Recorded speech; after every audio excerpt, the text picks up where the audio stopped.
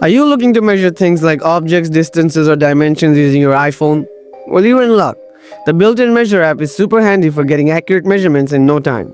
Let me show you how to measure anything on your iPhone using this cool app. First, open the Measure app on your iPhone. If you can't spot it, just search for it in your app library or use the Spotlight search feature. Next, move your iPhone around a bit. This helps the app calibrate the space and get a feel for your surroundings so that your measurements will be spot on. Now point the camera at the object or area you want to measure. You'll notice a white dot appearing right in the middle of your screen. When you've positioned the white dot at the starting point of the object you want to measure, tap the plus icon. After that, slowly move your iPhone along the object. When you reach the end point, don't forget to tap the plus button again. You'll see the measurement pop up on your screen.